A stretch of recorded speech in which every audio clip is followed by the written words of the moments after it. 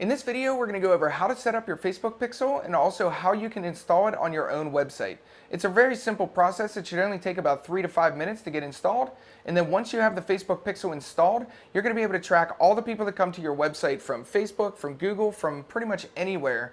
As long as they're signed into their Facebook account on the device that they come to your website from, the Facebook pixel will track what pages they looked at, what blog posts they read, what products they viewed, and it'll even track if somebody adds a product to their cart. It'll track that information and track what product they added. And then later on, if you want to create a Facebook ad or boost a post, you'll be able to put that content directly in front of the people that have already showed interest. So today we're just going to go through, show you how to set that up on your website, get you all set to start using Facebook ads and the Facebook pixel. So let's take a look. All right, so when you're on your Facebook page, you're going to want to go up to the top right. There's going to be a drop down that shows settings. You're going to want to go to manage ads. When you click that, it's going to take you over to your Facebook ad manager, and you're going to click up on the top here where it says Facebook ads. It might say something different. You're going to go to all tools and then go to pixels. And then what that's going to load is your Facebook pixel setup. And basically you'll see a page just like this. It'll say create a pixel, and that's pretty much all you have to do. You come in here, you click create a pixel. It's going to populate your information in there, and then you click create. Wait for it to load the code that you're going to use. And then once you have the Facebook pixel created, you could use the Google Tag Manager. You can manually add the code or email the instructions to a developer. So if you're not going to be the one specifically putting this code on your website, you could just click that and email the code over. I'm going to go through manually install the code yourself.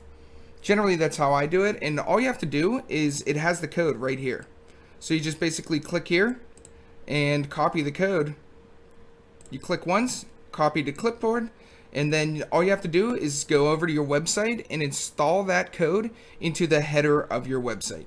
It's that simple. It's literally only 2 to 3 steps, takes 3 to 5 minutes, and then once you have that code on your website, the pixel is installed properly. So I'll go through a little bit more of how you could test that it's working all right and everything, but for now, just go place this code into your website's header and you'll be all set.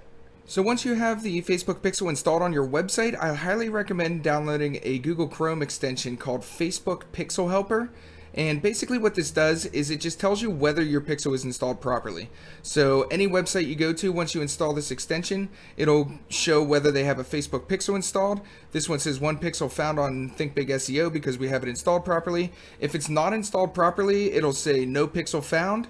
And then also an error could show up on the check marks. Ours are all green because they're installed properly, but if you see any red check boxes here, you can write me a message and I can try and help you out with how to get it set up. But if there's a red checkbox, it may not be tracking information properly. But that's all it is. If you go onto your website and you see the green checkboxes, there's a pixel installed, you're ready to roll, and Facebook is tracking all the information from the visitors of your website. So that's all you need to do. It'll be completely set up, and then in the next video, I'll go through in more detail how you can actually use the pixel to track the visitors on your site.